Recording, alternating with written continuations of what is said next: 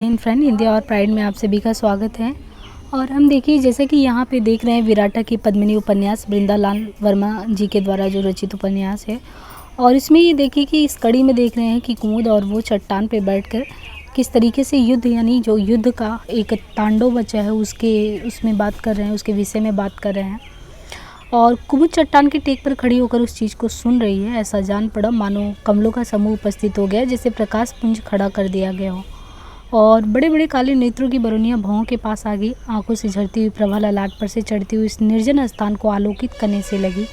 अध खुले हुए सिर पर से स्वर्ण को लजाने वाली बालों की एक लट गर्दन के पास आज जरा चंचल हो रही थी। उस विस्तृत विशाल वन और नदी की उस ऊंची चट्टान से सिरे पर खड़ी हुई कुमुद को देखकर कुंजर का रोम रोम कुछ कहने के लिए उत्सुक हुआ। यदि वहाँ पे दोनों वार्तालाप ही कर रहे थे। कुंजर को अपनी ओर आंख गड़ाकर ताकते हुए देखकर कुमुद के चेहरे पर और गहरी लाली छा गई। उस समय सूर्य की कुछ किरणें यानी जो सूर्य की किरणें थी उस लालिमा में जो विरक्ति थी वो उसके चेहरे पे भी मानो दिख रही थी। और मानो संपूर्ण विश्व के पुष्पों ने अपनी ताजगी उस लालिमा को दे दी हो। हृदय उमड़ पड़ा, विश्व भर को अपने में भर लेने के लिए ललायित हो उठा और किसी अपरिचित, किसी निस्सीम, किसी अनिश्चित बलिदान के लिए दृढ़ता अनुभव करने लगा। कुंजर उन्मत्त सा होकर बोला, एक बार, केवल एक बार चरणों को अपने मस्तक से छुआ लेने दीजिए और हृदय से। कुमुद के मुखमंडल पर फिर गहरी लाली दौड़ आई। बोली, यदि आपने यहाँ प्रयास किया तो मैं इसी टोर से कूद पड़ूंगी, फिर चाहे चोट भले ही लग जाए। नहीं, मैंने इस संकल्प का त्याग कर दिया। आप इसी ओर से उतर आ। में कुमुद बिना कोई शब्द किए धीरे से उतर आई। यहाँ पे रामदयाल का विराटा आकर दलीप नगर की सैनिक तैयारियों की सूचना देना। एक दिन रामदयाल सवेरे ही आया। कुंजर सिंह विराटा के टापू में था। उस समय मंदिर में केवल नरपति मिला और वहाँ कोई नहीं था। रामदयाल को नरपति देवी सिंह का आदमी समझता था, इसलिए उसने आने पर हर्ष प्रकट किया। बोला, कहो भाई, क्या समाचार है? समाचार साधारण है। दलीप नगर में जोरों के साथ तैयारियां हो रही हैं। यह समाचार साधारण नहीं, बहुत आशापूर्ण है। यहाँ सन्नाटा कैसे छाया हुआ है? स्नान ध्यान हो रहे हैं और लोग भी तो होंगे। रहने दो, तुम्हें उनसे क्या, मंदिर में तो सभी प्रकार के लोग आया जाया करते हैं। रामदयाल ने बात बदल कर कहा, आप इस बीच में दलीप नगर भी हो आए और मुझे कुछ मालूम भी नहीं। यदि पहले से मालूम होता तो कदाचित मैं किसी सेवा में पड़ जाता। नरपति प्रसन्न होकर बोला, जल्दी में गया और जल्दी में ही आया। दलीप नगर में ज़्यादा देर ठहरने की नौबत नहीं आई। कार्य बन गया, मैं लौट पड़ा। हमारे राजा रामदयाल ने कहा, टाला टूली नहीं करते, जिसके लिए जो कुछ करना है जल्दी ही करने की वचन देते हैं। वो बड़े जोर से अपनी सेना की तैयारी इसलिए तो कर रहे हैं, बड़े पुरुषार्थी हैं, बड़े ब्रह्मचारी किस्म के हैं। सूरमाओं की धुन के सिवा और कोई ध्यान भी नहीं रहता उन्हें। वह लड़की जिसे आपने यहाँ देखा होगा, उनकी रानी होने की अधिकारिणी है, केवल भावन नहीं पड़ पाई है। नरपति ने मंतव्य प्रकट किया। इस सिलसिले में दिमाग में दूसरी तरफ घुमा। नरपति कहता गया, उस दिन जब पार्लर में लड़ाई हुई थी, जरा ही देर हुई थी, वरना तो दाम्पत्य संबंध तो पक्का ही हो जाता। रह गया सो रह गया। अब तो इस लड़की को पहचानते भी नहीं। कहते थे कौन है, कहाँ की है, इत्यादि। रामदयाल चौंका। उसने पूछा, इसका भी जिक्र आया था? नरपति ने उत्तर दिया, खूब मैंने कहा था, गोमती ने तो मना कर दिया था, परंतु मेरा जी नहीं माना। रामदयाल ने अपने आश्चर्य को दबा लिया। बोला, इसका कारण मैं जानता हूँ, परंतु मुझे आपसे कहने की ज़रूरत नहीं है। रामदयाल को गोमती के ढूंढने में विलम्ब नहीं हो। वार्तालाप के लिए उपयुक्त समय और स्थान के लिए भी विशेष प्रयास नहीं करना पड़ा। गोमती की आकृति गंभीर थी। रामदयाल के मुख पर किसी भय या चिंता की छाप लग रही थी। कुशल मंगल के बाद दोनों कुछ चुपचाप थे। अंत में गोमती ने बारीक पहने और कुछ काटते हुए स्वर में पूछा, तुम्हारे महाराज तो आजकल सैन्य संग्रह और चढ़ाई की तैयारी में है, और इसके सिवा सोचते ही क्या होंगे? रामदयाल ने नीचा सिर किए हुए घायल आदमी की तरह उत्तर दिया, उस धुन के सिवा और धुन ही नहीं है। आजकल तो और किसी बात के लिए जरा भी अवकाश नहीं मिलता। परंतु क्या रामदयाल? गोमती ने धड़कते हुए कलेजे से कहा। परंतु उपेक्षा की मुद्रा धारण करते हुए कहा, तुमने तो नहीं मेरी ओर से कुछ कहा था? आपकी ओर से तो नहीं, रामदयाल ने उत्तर दिया, अपनी ही ओर से कहा था। बोले, इस समय राजनीति और रणनीति के अतिरिक्त और कोई चर्चा ना करो। जरा चढ़कर गोमती बोली, तुमने नाहक मेरी बात छेड़ी रामदयाल। क्या करूं, मन नहीं माना। गदगद सा होकर रामदयाल ने कहा, आपको दुखी देखकर छाती फटती है, आपको सुखी देखकर यदि तुरंत मर जाऊं तो मेरे बराबर बूढ़े वाला किसी को समझा न जाए। गोमती को उस गदगद कंठ ने तुरंत आकृष्ट किया। स्त्री की सहज साधारण सावधानी को गोमती दूर रखकर बोली, मैं राजपाट की भिखारिनी नहीं हूँ। महाराज सुख के साथ संसार में मेरे लिए इतना ही बहुत है। रामदयाल ने कहा, परंतु मेरे संतोष के लिए इतना कम से कम आवश्यक है कि आप आनंद पूर्वक रहें। मैं साधारण मनुष्य हूँ, परंतु मेरे हृदय को यह कहने का अधिकार है। गोमती ने उत्सुकता और अधीरता की वश होकर यह निश्चय किया कि जानो रामदयाल, मैं स्वयं दलीप नगर नहीं जाने वाली। निरादर के सिंहासन से इस जंगल का जीवन सहस्त्र गुना अच्छा है। यहाँ मेरे लिए सब कुछ है, उन्हीं के संग रह जाऊंगी।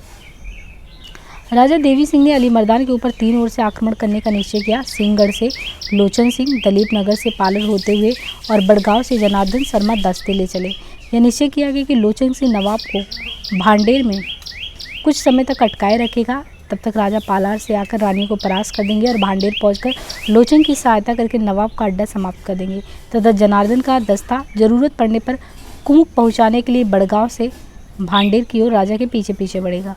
रामनगर में रानियों को पालार वाली सेना के आने की सूचना मिली।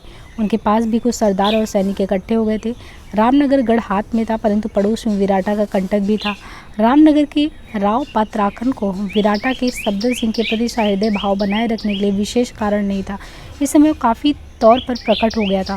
सफदर सिंह ने नवाब के मुकाबले के लिए राजा देवी सिंह को निमंत्रित किया है। पत्राखन को मालूम था कि रानियों के पक्ष में नवाब है, परंतु नवाब ने विराटा पर चढ़ाई करने का अभी तक कोई लक्षण नहीं दिखलाया था। रामनगर में रानियों और पत्राखन की स्थिति तब तक सुरक्षित समझी जा सकती थी जब तक विराटा और पालर की ओर से आई हुई सेनाओं का सहयोग नहीं हुआ था। पत्राखन को अपनी गढ़ी का इतना मोह नहीं था जितना उसमें रखी हुई संचित संपत्ति और गाढ़े समय में काम आने वाले परंतु निर्भीक योद्धाओं का। उसने रामदयाल को बुलाया। वह उसी दिन विराटा से लौट कर आया था। उसने रानियों से सलाह करने के लिए मिलने की इच्छा प्रकट की। रामदयाल उसे रनिवास में ले गया। पर्दे में होकर रानियों से प्रत्यक्ष बातचीत होने लगी। किसी बीच वाले की ज़रूरत नहीं पड़ी। छोटी रानी ने कहा, पर्दे से काम नहीं चल सकता राव साहब, अटक पड़ने पर तो मुझे तलवार हाथ में लेकर रणक्षेत्र में आना ही पड़ेगा।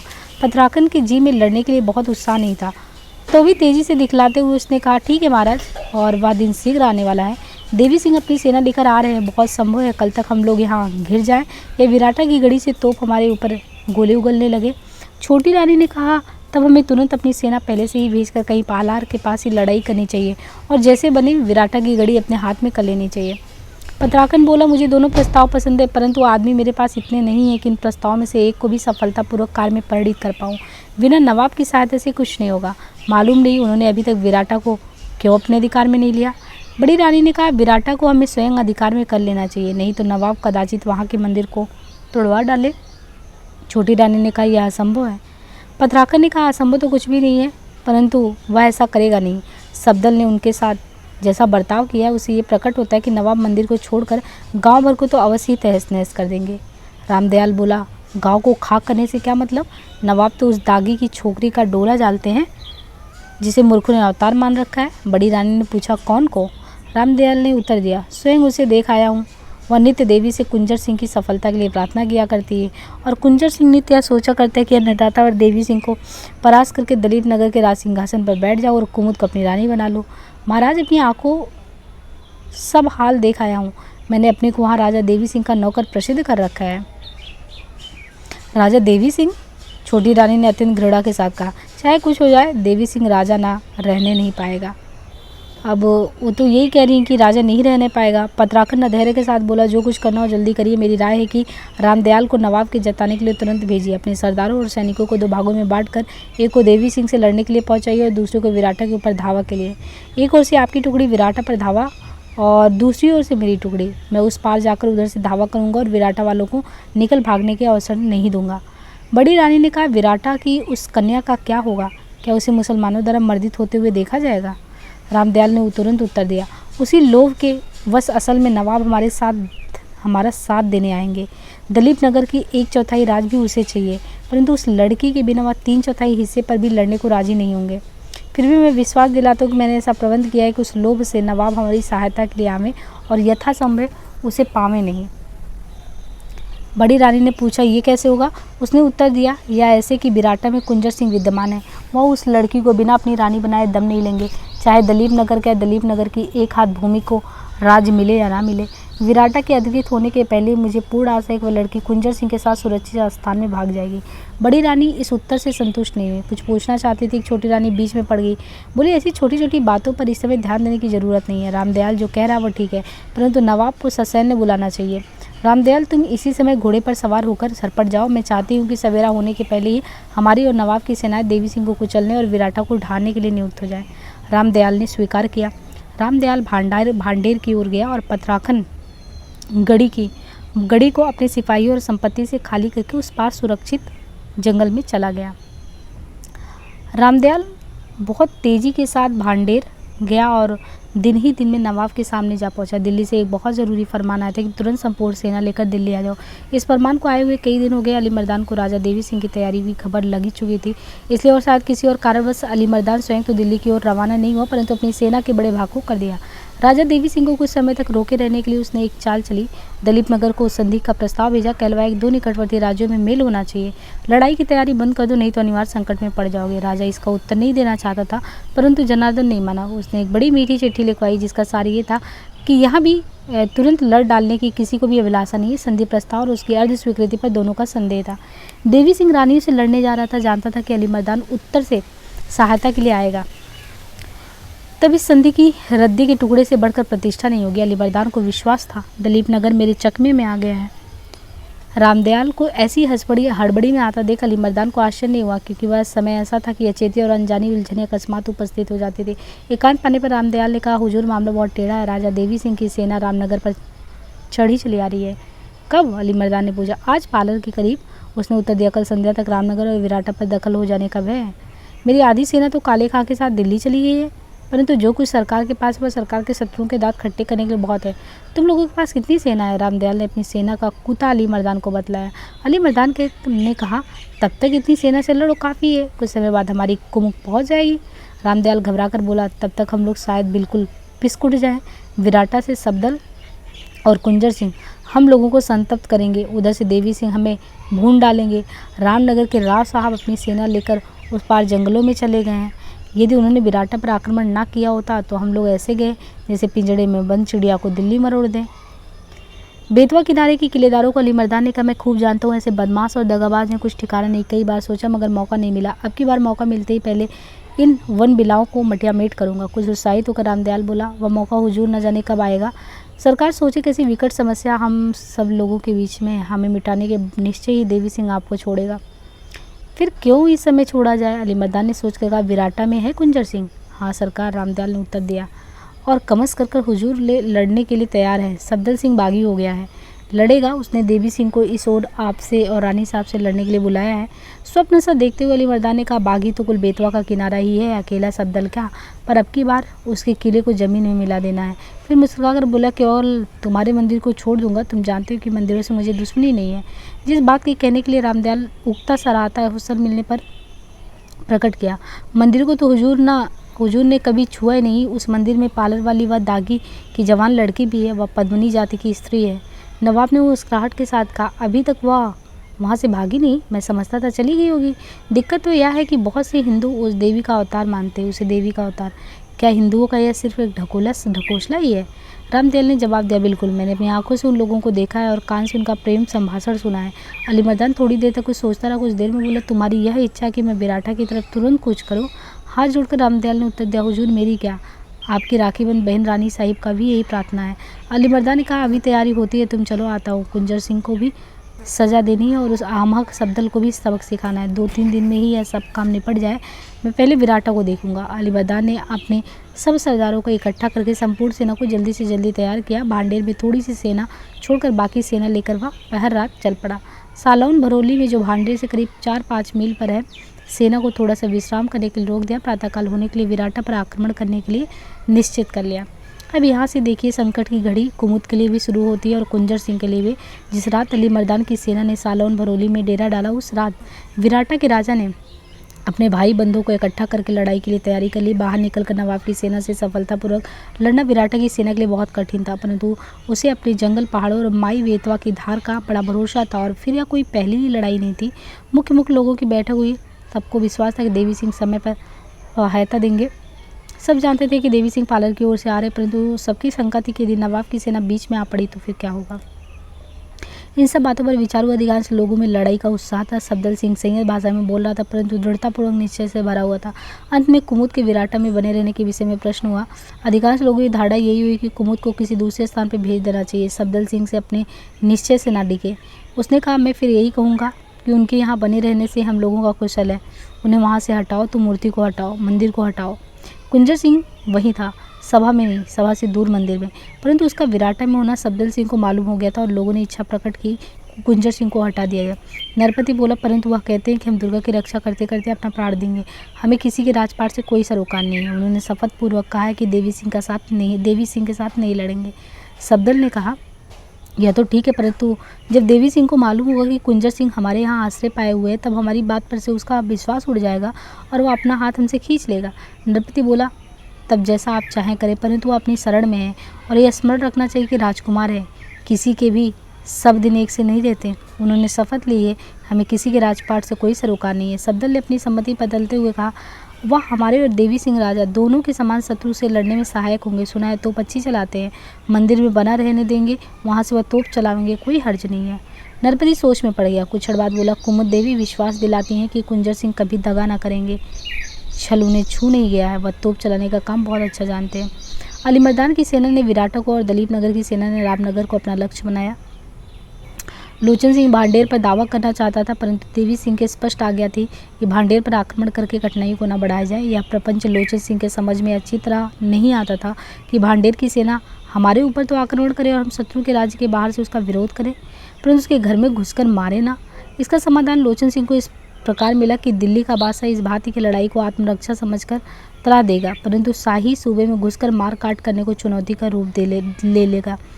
उधर अलीमर्दान ने सालौन भरोली से शीघ्र कूच करी। तोपे वो बहुत कम साथ ले चल पर आया था। विराटा में प्रवेश करने की पूरी चेष्टा की, परंतु मशावली के पास दलीप नगर के कई दस्तों के साथ मुठभेड़ हो गई। इस मुठभेड़ में दोनों दलों के अनचाहे स्थानों पर मोर्चाबंदी करनी पड़ी। अलीमर्दान की सेना धनुष के आकार में नदी के किनारे रामनगर के नीचे तक भड़कों में फैल गई। दलीप नगर की सेना रामनगर और विराटा को हस्तगत करने के प्रयास में इस मोर्चेबंद का प्रतिकार करने में प्रथम से ही विवश हुई। न तो अलीमर्दान रामनगर की टुकड़ी से मिल पाता और न ही दलीप नगर की सेना विराट में पहुंच पाती। विराटा में रामनगर के गढ़ से विराटा और देवी सिंह के मोर्चे पर गोलीबारी जारी रही, परंतु इतनी शीतलता और अनजानेपन के साथ ही वह बहुत कम हानि पहुंचा पाया। दलीप नगर की तोपें रामनगर की गढ़ी को ढीला कर देने में कोई असर नहीं लगा रही थी। इस तरह लड़ते लड़ते कई दिन हो गए। देवी सिंह को चिंता हुई। मंत्रणा के लिए एक दिन राजा जनार्दन, लोचन और कुछ सरदार बैठे। जनार्दन ने कहा, यदि अलीमर्दान के पास और कुमुक आ गई या बादशाह ना हम लोगों को बागी समझकर दिल्ली से कोई बड़ा दस्ता भेज दिया तो बड़ी कठिनाई हो जाएगी। युद्ध खिंच गया और ना जाने क्या होगा। लोचन सिंह बोला, होगा क्या, आप अपने घर में बैठकर जब तब करना, हम अपनी निपट लेंगे। इन बातों से काम नहीं चलेगा लोचन, राजा ने कहा। इस समय हमें ये निश्चय कर रहे हैं कि शीघ्र करना क्या चाहिए। लोचन ने उत्तर दिया, मेरी समझ में तो यह आता है कि इधर उधर की हाथापाई छोड़कर भांडेर पर जोर हल्ला बोल दिया जाए तो अलीमर्दान को लेने के देने पड़ जाएंगे। यह तो नहीं हो सकता, जनार्दन ने कहा। राजनीति इस समय ऐसा करने से रोकती है। देवी सिंह बोला। लोचन सिंह तुरंत बोला, मुझे महाराज जो आज्ञा दे उसके लिए तैयार हूँ, परंतु केवल राजनीति विशारदों से लड़ाई के दांव पेच सीखने के उत्साह मेरे भीतर नहीं है। उस सेना का भार जिसका संचालन शर्मा जी कर रहे हैं, किसी और को दीजिए। जब राजा देवी सिंह ने स्नेह और दृढ़ता के ढंग से कहा, चामुंड राय, कल तुम्हारी सूरता और विलक्षण स्फूर्ति की फिर परीक्षा है। लोचन सिंह बोला, क्या आज्ञा है। कल रामनगर की गढ़ी में हम लोग प्रवेश कर ले। राजा ने कहा। शब्दों की झंकार सब लोगों के कान में समा गई। लोचन सिंह की आंखें चिंगारी सी छूटी। बोला, आज्ञा का पालन होगा, परंतु दो शर्तें हैं। राजा ने कहा, तुमने चामुंड राय कभी आज तक वीरता प्रदर्शन में शर्त नहीं लगाई, आज नई बात कैसी। पहले तो यह, लोचन सिंह ने उत्तर दिया, सैन्य संचालन का काम आपके हाथ में ना रहे, और दूसरी यह कि मैं यदि मारा जाऊं तो मेरी लाश की मिट्टी बिगड़ने ना पावे। उसकी खोज करके शास्त्र के अनुसार दाह किया जाए, नदी में ना फेंका जाए और ना किसी गड्ढे में ना डाला जाए। स्वीकृत है, राजा ने प्रसन्न होकर कहा। जनार्दन मेरे साथ रहेंगे, मैं अब इनके दस्ते का संचालन करूंगा। विराटा की रक्षा दृढ़ता के साथ हो रही थी। दागियों ने अपने स्थान को बचाने के प्राणों की होड़ लगा दी थी। तोपों को चलाने वाले भी चतुर न थे, परंतु लोगों में मर मिटने की लगन थी। नदी के पश्चिम तटवर्ती भड़कों से अलीमर्दान की सेना विराटा की गढ़ी पर आक्रमण करती थी, परंतु बेतवा की धार उसे विफल मनोरथ कर देती। देवी सिंह की सेना की चपेट के कारण अलीमर्दान को विराटा को पीछ डालने का अवकाश नहीं मिल पाता, नहीं तो विराटा के थोड़े से ही बहादुर दागी बहुत देर तक टिक नहीं पाते। विराटा युद्ध में कुंजर सिंह को कोई स्थान नहीं मिल सका था। सफदर सिंह की यह धारणा थी कि कुंजर सिंह को हरावल में या कहीं पर भी कोई मुख्य पद देने से देवी सिंह का विमुख हो जाना संभव है। ऐसी दशा में उसे मंदिर की रक्षा के काम में नियुक्त कर दिया गया। कुंजर सिंह का विराटा से निकल भागना असंभव था। सफदर सिंह को विश्वास था कि उसे वहां केवल बने रहने देने में देवी सिंह अप्रसन्न न होंगे। एक दिन कुंजर सिंह ने रामदयाल को मंदिर के पास अचानक देखा, चकित हो गया। खासा कड़ा पहरा देते हुए भी कैसा प्रवेश पा गया। उसकी पहली इच्छा ये हुई कि तलवार के वार से समाप्त करे, परंतु रामदयाल मुस्कुराता उसी की ओर बढ़ा। कुंजर सिंह अपनी इच्छा पूरी करने में हिचक गया। रामदयाल ने कहा, राजा, मुझे शायद अपना शत्रु समझते। संभव है राजा की कल्पना सही हो। कुंजर सिंह इस बेधड़क मंतव्य पर क्षुब्ध हो गया और किम कर्तव्य विमूढ़। रामदयाल ने और पास आकर कहा, परंतु आप और मैं समान भाव से इस घड़ी की रक्षा के आकांक्षी है। मैं महारानी की सेवा में नहीं हूँ, राजा देवी सिंह का संदेशा लाया हूँ। रानी को किस दलदल में फंसा कर चले आए हो? कुंजर सिंह ने कठोरता के साथ प्रश्न किया। मैंने किसी को दलदल में नहीं फंसाया है, रामदयाल ने ठंडक के साथ उत्तर दिया। मैं खुद उनके पीछे बहुत बर्बाद हूँ, बहुत मारा फिरा हूँ। उनका मुझ पर भी विश्वास नहीं रहा, तब निकाल दिया। मैं राजा देवी सिंह की शरण में गया, उन्होंने क्षमा प्रदान करके अपना लिया, परंतु यहाँ भेजा है। राजा देवी सिंह के नाते से आप भले ही मुझे अपना बैरी समझे, परंतु मैं आपके बैर के योग्य नहीं हूँ। कुंजर सिंह ने एक क्षण सोचा। रामदयाल की बात पर उसे जरा भी विश्वास नहीं हुआ। पूछा, क्या संदेशा लाए हो? यदि क्षमा किया जाऊँ तो कहना चाहता हूँ मेरा संदेश यहाँ के राजा सफदर सिंह के लिए है। कुंजर सिंह का जी जल गया। बोला, तब चलो उनके पास, मैं साथ चलता हूँ। किसी को भेजकर उन्हें यहीं बुलवा लीजिए, सबके सामने जाने से संदेश को खुलकर फैल जाने का भय है, रामदयाल ने कहा। पास ही एक तोप लगी हुई थी, गोलंदाज और सैनिक वहाँ नियुक्त थे। कुंजर सिंह ने एक सैनिक को बुलाकर कहा, यह मनुष्य शत्रु या मित्र का पक्ष है, अभी निश्चय नहीं हो सकता किस श्रेणी में इसे समझा जाए। राजा से कुछ बात करना चाहता है, उन्हें तुरंत यहाँ भेज दो, मैं इस पर तब तक पहरा लगाता हूँ। थोड़ी देर में सैनिक सफदर सिंह को लेकर आ गया। राजा ने उतावली में पूछा, क्या बात है? वह बोला, क्या मैं राजा कुंजर सिंह के सामने कह सकता हूँ राजा देवी सिंह का संदेशा है? कुंजर सिंह ने झुंझलाकर कहा, मैं विराटा का शुभाकांक्षी हूँ। अब जो विराटा का मित्र है वो मेरे मित्र हैं, जो शत्रु हैं सफदर सिंह बोला, तुम अपना संवाद सुनाओ। रामदयाल ने कहा, कल बड़े जोर का आक्रमण आपकी गढ़ी पर होगा, अली मर्दान की सेना का। उसका ध्यान बटाने के लिए हमारे महाराज रामनगर पर बड़े जोर का हल्ला बोलेंगे। आप तोपों की बाढ़ का पक्का बंदोबस्त रखें। रात का समय था, काली रात, आकाश में तारे टिमटिमा रहे थे। पवन ने पेड़ों को चूम कर सुला दिया था। बेतवा अचेत पत्थरों से निरंतर टकरा कर अनंत कलकल कर रहा था।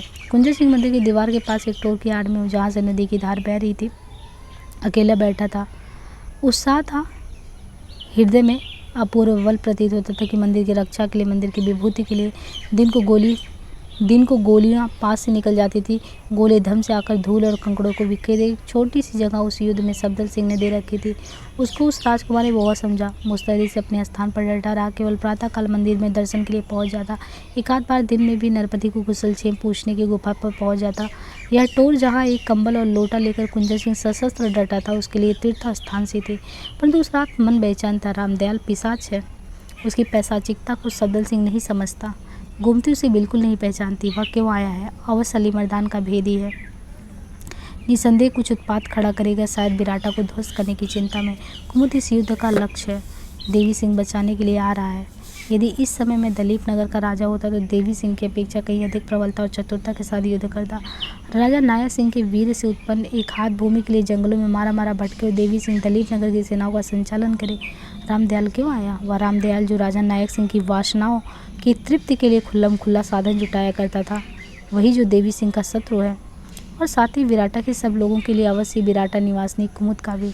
उसके मन ही मन में सोचा, मैं इसके कुछ चक्रों का निवारण कर सकता हूँ, करूँगा। फिर अपनी तोपों की ओर ध्यान गया जिस प्रयोजन से वो वहाँ पे था। कुंजर सिंह दबे पाँव गुफा की ओर गया। गुफा में निवाड़ अंधकार था। पत्थर से सटकर कुंजर सिंह ने कान लगाया। उस तमु राशि में केवल कुछ सांसों का शब्द सुनाई पड़ता था। इस गुफा में वह देवी है। कुंजर सिंह ने सोचा, कल्याण और रूप, स्निग्धता और लावण्यता, वरदान और प्रेरणा की वह निधि उस कठोर गुफा के भीतर। कुंजर सिंह और अधिक नहीं ठहरा। उसका कर्तव्य इस निधि की रक्षा के साथ संबंध था। लौट आया, मन में कहा, देवी को किसी का कोई स्वप्न भी कभी आता होगा। दलीप नगर और भांडेर की सेनाएं एक दूसरे पर बिना बड़ा जनसंहार किए हुए तोपें और बंदूकें दाग रही थी। इक्के दुक्के लोग लड़ भी रहे थे। अकस्मात राजा जनार्दन शर्मा, लोचन इत्यादि मुसौली की निकटवर्ती नाले में इकट्ठे हो गए। आगे क्या करना चाहिए, इस पर सलाह होने लगी। लोचन ने कहा, यही गड़े गड़े मरना तो बिल्कुल अच्छा नहीं लगता, हथियार चलाना चाहिए। जनार्दन ने धीरे से पूछा, अली मर्दान की सेना पर तीर की तरह टूट पड़ना चाहिए। लोचन ने उत्तर दिया, और तीर की तरह छूट निकलकर कमान को खाली कर देना चाहिए, जैसी मर्जी हो। अली मर्दान की सेना दुगनी चौगनी हो गई। देवी सिंह का थका हुआ चेहरा लाल हो गया। सोचने लगे। एक पल बाद बोले, आज रात तक रामनगर पर अपना झंडा फहरा सकोगे? लोचन उत्तर देने में जरा हिचका। देवी सिंह, मौत के बदले रामनगर मिलेगा। लोचन सिंह, मैं तैयार हूँ, लोचन ने दृढ़ता से कहा। जनार्दन जरे कसे स्वर में कहा, आपके सरदार? लोचन सिंह ने कहा, मेरे साथी सरदार कुछ करने या मरने के लिए बहुत उतावले हो रहे हैं, परंतु। जनार्दन उत्तेजित होकर कुछ कहना ही चाहता था कि देवी सिंह ने कहा, मेरा एक मंतव्य है। लोचन सिंह, क्या मर्जी है? देवी सिंह, रामनगर पर शीघ्र अधिकार कर लेने के लिए बढ़ना यमराज को न्योता देने के बराबर है, परंतु अली मर्दान पर धावा बोलने की अपेक्षा यह भी कहीं ज़्यादा अच्छा है। रामनगर का गढ़ और तोपें हाथ में कर लेने के उपरांत अलीमर्दान से खुली मुठभेड़ करना सरल हो जाएगा। हम जितने आदमी रामनगर की ओर बढ़ेंगे सब अपने अपने सिर पर कफन बांधेंगे। वहाँ क्या वेश रहेगा, कोई देखेगा तो कहेगा कि मौत से लड़ने के लिए यमदूत जा रहे हैं। दूसरे दिन संध्या के पूर्व नित्य जैसी लड़ाई होती रही। लोचन सिंह जितने सैनिक रामनगर पर आक्रमण करने के लिए चाहता था उतने उसे मिल गए। उनके चेहरे पर उत्साह भी था। नदी के किनारे बिना पहचाने जाने असंभव था, इसलिए अपने भरे सीधे से कवि तौर पर भूमि रामनगर तक चुपचाप लोचन सिंह ने तय किया। रामनगर के नीचे पहुंचकर फिर आक्रमण करना था या मौत के मुंह में धंसना था।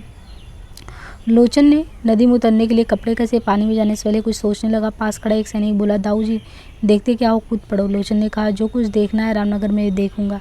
नदी के बहाव के विपरीत अंधेरी रात में तय ना घोर परिश्रम के पश्चात रामनगर से कुछ दूरी सबके सब पहुँचे। वहाँ इकट्ठा हुए। रात में गोलीबारी शुरू हो गई। लोचन ने आवाज़ दबाकर कहा, पीछे पीछे जाओ। धाय धाय की आवाज़ आने लगी और इस तरीके से मतलब एक धार था निकल गया और हाँफता हुआ लोचन धीरे से चिल्लाया, क्या सब मर गए। पास की चट्टान से टकराते हुए पानी को चीरते हुए आकर एक व्यक्ति ने स्पष्ट कहा, अभी तो सर का कफन गीला भी नहीं हुआ है। शाबाश, लोचन सिंह बोला। कौन? उत्तर मिला, मुंदेला। वह सिपाही किसी दृढ़ता में इतराता हुआ सा उस धार को पार करके नाव के पास जा पहुंचा था। लोचन सिंह ने भी दुगना बल से किया था। नाव में रामनगर के 6-7 सैनिक थे, परंतु 2 के सिवा और सब सो रहे थे। दूर के तोपों और पास की बंदूकों से वे थके थकाए से लग रहे थे। जो बंदूक के लिए तैयार थे चला न पाए। लोचन सिंह ने उन्हें तलवार से असमर्थ कर दिया। लोचन और उसके सिपाहियों को नाव में जितनी बंदूकें मिली ले ली और छिपा ली। कभी कभी आग की चादर से तन जाती। आगे चलकर उस बातूनी सैनिक ने लोचन सिंह से कहा, अब क्या करोगे दाऊजी? फाटक पर गोलियों की बाढ़ दागो। लोचन सिंह ने आज्ञा के स्वर में उत्तर दिया। वह सैनिक बिना किसी झिझक के बोला, फाटक पर बाढ़ दागने की अपेक्षा उस पर जोर का हल्ला बोलना अच्छा रहेगा। लोचन सिंह ने कड़वे कंठ से कहा, यह गलत कार्रवाई होगी। जो कहता हूँ सो करो। तुम अकेले फाटक पर जाकर चिल्लाओ। वह सैनिक बिना कुछ कहे किनारे बढ़ गया। दूसरे सैनिक ने कहा, हमें भी वहीं जाकर मरने की आज्ञा हो। लोचन सिंह जरा सहमा। मौत को छाती पर सवार सैनिकों की इस बात के भीतर उलाहने की छाया देखकर वह जरा सा लज्जित भी हुआ। इतने में वह आचाल सैनिक फाटक के पास पहुंच गया। तोपों की उस धूमधाम में आवाज़ खूब ऊंची करके चिल्लाया, खोलो, हम आ गए हैं। फाटक पर रामनगर की सेना के योद्धा थे। इस समय लोचन सिंह और उसके साथियों ने फाटक के पास आकर जोर का शोरगुल किया। भीतर घमासान युद्ध होने लगा। दलीप नगर की सेना ने जो उसके साथ जय जयकार किया। रामनगर में बहुत कम लड़ाके भागने से बचे। जो नहीं भागे थे उन्होंने हथियार डाल दिए। लोचन सिंह की सेना के भी कई आदमी मारे गए और ज़्यादातर घायल हो गए और जय जयकार भी सुनाई दिया। लोचन सिंह ने पूछा, तुम्हारा नाम? कफन सिंह मुंदेला। लोचन ने कोई प्रत्युत्तर नहीं दिया। फाटक बंद करवाकर देवी सिंह का जय जयकार करता रहा। दलीप नगर की सेना का घेरा रामनगर की बाहरी वाली सेना और अलीमर्दान वाले दस्ते ने छोड़ दिया और टुकड़ियाँ दूर हट गई। दलीप नगर की सेना ने रामनगर के गढ़ पर अधिकार कर लिया। उस अंधेरी रात में यह किसी को न मालूम हो पाया कि देवी सिंह ने कब और कहां से गढ़ में प्रवेश किया। देवी सिंह के आ जाने पर गढ़ की ढूंढ खोज की गई। छोटी रानी तो निकल गई थी, बड़ी रानी मिल गई। उन्हें कैद कर लिया गया। रामनगर के पतन के बाद पथराकन ने राजा देवी सिंह का अधिकार स्वीकृत कर लिया, परंतु राजा ने उसे रामनगर में ससैन्य रहने का अवसर नहीं दिया। बेतवा के पूर्वी किनारे पर ही पूर्ववत रहने को कहा, जिसे आवश्यकता पड़ने पर उसकी सेना का उपयोग हो। बड़ी रानी को अपनी मूर्खता पर बड़ा पछतावा था। राजा ने क्षमा दे दी थी, दृष्टि जरूर उन पर काफ़ी रखी। रानी ने इस नज़रबंदी को ही बहुत गनीमत समझा। विजय की रात्रि के बाद जो सवेरे रामनगर में राजा के सरदारों की बैठक हुई, इसमें सभी लोग राजा की सुदारता पर मन में रुष्ट थे। छोटी रानी का जिक्र आने पर लोचन ने कहा, महाराज यदि अपराधियों को दंड न देंगे तो विजय पर विजय बेकार होती चली जाएगी। जनार्दन अवसर पाकर मुस्कुराया, बोला, दाऊ जी यह प्रश्न सेनापति नहीं राजनीतिज्ञ ही सुलझा सकते हैं। लोचन सिंह को किसी बहस का स्मरण हुआ है। राजा से बोला, रामनगर की जागीर कब और किसे दी जाए? जनार्दन बोला, चामुंड राय लोचन सिंह के सिवा उसे कौन पाएगा? महाराज ने उसी समय तय कर दिया था, कुछ और निर्णय उसके विषय में नहीं करना है। मुझे तो चिंता छोटी रानी की है। उन्हें तुरंत कैद करने की आवश्यकता। उनके स्वतंत्र रहने से बहुत सरदार चल विचल हो सकते हैं। राजा ने कहा, छोटी रानी को जो कोई कैद का लाभ उसे सहस्त्र मुद्रा इनाम में दिया जाएगा। जनार्दन खुशी के मारे उछल पड़ा, बोला, 100 मोहरे महाराज के दीन ब्राह्मण जनार्दन की ओर से भी दी जाएगी। राजा हंस पड़ा। एक क्षण बाद बोला, रामनगर की जागीर का सिरोपाय चामुंड राय लोचन सिंह को इस समय दे दिया जाए। शर्मा जी, लोचन सिंह ने बारी का हाथ लेकर, यदि मुझे मिल सकती होती तो पहले ही कह चुका होता कि मैं महाराज को लौटा देता, परंतु वह मुझे नहीं मिलना चाहिए। क्यों? राजा ने जरा विस्मय से पूछा। उत्तर मिला, इसलिए कि मैंने रामनगर नहीं जीता है। तब किसने जीता है? जनार्दन ने प्रश्न किया। लोचन सिंह ने कहा, उसका संपूर्ण श्रेय मेरे एक सैनिक को है। रात के कारण उसका नाम नहीं पूछ पाया। वह जीवित अवश्य, परंतु अंधेरे में न मालूम कहाँ चला गया। उसकी खोज कार्रवाई जानी चाहिए। मर गया हो तो उसके घर में जो कोई हो उसे ये जागीर दे दी जाए। राजा ने सहज रीति से सम्मत प्रकट की।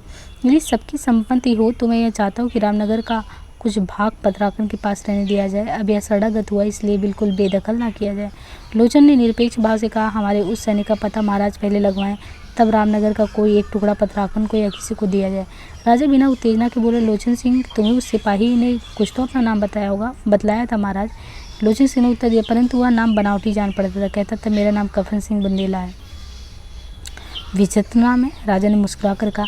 लोचन सिंह गंभीर स्वर में बोला, यदि मेरी सेना में सब सैनिक उस कफन सिंह सरीखे हो तो आपको घर घर चामुंडराई की उपाधि ना बांटनी पड़ेगी। राजा ने पूछा, क्या तुम उसका स्वर पहचान सकते हो? राजा ने तुरंत स्वर बदलकर कहा, कफन सिंह बुंदेला। लोचन सिंह का क्रोध घोर विस्मय में परिवर्तित हो गया। क्षीण स्वर में बोला, यही स्वर था महाराज का। जनार्दन ने आश्चर्य के साथ कहा। देवी सिंह खूब हंसकर बोला, महाराज का नहीं, कफन सिंह बुंदेला का। लोचन सिंह संभल गया, गंभीर होकर बोला, तब आप जागीर चाहे जिसे दे सकते हैं, 3/4 लोचन सिंह को और 1/4 पतराकुन को, यदि वह स्वामी भक्त बना रहा तो। अपनी सेना के प्रधान भाग से देवी सिंह का संबंध रामनगर में स्थापित हो गया था, परंतु विराटा की इस मुक्ति नहीं हुई थी। विराटा की अलीमर्दान की सेना की कमान रामनगर के पास से खींचकर विराटा की ओर अधिक सिमट गई। अपनी ओर अलीमर्दान की सेना को और अधिक सिमटा हुआ देखकर राजा सफदर सिंह ने समझा दलीप नगर की सेना पीछे हट गई है। सेना छोटी थी, मुट्ठी भर दागी इतनी बड़ी फौज का सामना कर रहे थे। अपनी बांध पर न्यौछावर होने के लिए तोपें थोड़ी थी, साहस बहुत। कुंजर सिंह तोप के काम में बहुत कुशल था। यद्यपि सफदर सिंह ने राजा देवी सिंह के भय के कारण कुंजर सिंह को छोटा सा पद ही दे रखा था, तथापि अपनी दिलेरी और चतुरता के कारण बहुत थोड़े समय में उसे तोपची से सभी तोपों के नायक का पद मिल गया। उसे सेना की विश्वास पात्रता सहज ही प्राप्त हो गई और विराटा के कागजों में सेनापति नहीं था, परंतु वास्तव में था, और सैनिकों के हृदय में उसके शौर्य ने स्थान लिया। रामनगर विजय के दूसरे दिन संध्या समय राजा देवी सिंह ने नाव द्वारा विराटा जाने का निश्चय किया। अलीमर्दान से आंख बचाने के लिए एक छोटी सी नाव में थोड़े से आदमी और लोचन सिंह जनार्दन के साथ रात के पहल लौट आए। बेतवा के पूर्वी तट पतराकन के सड़ागत हो जाने के कारण निसंकट हो गया था, इसलिए उसी ओर अंधेरे में देवी सिंह अपनी नाव विराटा लेकर मंदिर के पीछे नाव लगा दी। वहीं एक तोप लगी हुई थी। कुंजर सिंह पास खड़ा था, परंतु राजा असाधारण मार्ग से होकर आया था, इसलिए जब तक बिल्कुल पास ना आ गया कुंजर सिंह को मालूम नहीं हुआ। जब देवी सिंह पास आ गया, कुंजर ने ललकारा और तलवार खींच कर दौड़ा। देवी सिंह ने शांत परंतु गंभीर स्वर में कहा, मैं हूँ दलीप नगर का राजा देवी सिंह। कुंजर सिंह ने वार नहीं किया, परंतु पास के सैनिकों को सावधान करके देवी सिंह के पास आगे बढ़ गया। कंपी स्वर में बोला, इस अंधेरे में आपके यहाँ आने की क्या जरूरत थी? मैं हूँ कुंजर सिंह, महाराज नायक सिंह का कुमार। तुम यहाँ कैसे? इस संबोधन की अवज्ञा कुंजर सिंह के हृदय में चुभ गई। देवी सिंह से कहा, क्षत्रिय अपनी तलवार की नोक से अपने लिए संसार में कहीं भी ठौर बना लेता है। आपको विराटा का शत्रु समझा जाए या मित्र, जैसी आपकी इच्छा हो। सफदर सिंह कहाँ है? गढ़ी की रक्षा कर रहे हैं, मैं उनसे मिलना चाहता हूँ। किस लिए? रामनगर हमारे हाथ में आ गया है, विराटा के उद्धार के लिए सुविधा होते ही हम शीघ्र आते हैं। तब तक अलीमर्दान का निरोध दृढ़ता के साथ करते रहे, इस बात को बतलाने के लिए यह संदेश उनके पास यथावत पहुँचा दिया जाएगा। देवी सिंह ने चुप होकर कहा, आप इस गढ़ी में मित्र के रूप में ना होते तो आप जिस पद के वास्तव में अधिकारी हैं वह आपको तुरंत दे दिया जाता। कुंजर सिंह ने पहले अपनी तोप और सुलगते हुए बोंडे की ओर, फिर रामनगर की ओर देखा। एक बार मन में आया कि सैनिकों को आज्ञा देकर आगंतुकों को कैद कर लूँ और तोपों के मुँह से रामनगर पर गोले उकलवा दूँ, परंतु कुछ सोच कर रह गया। बोला, इसका ठीक कभी उत्तर दूंगा अवश्य।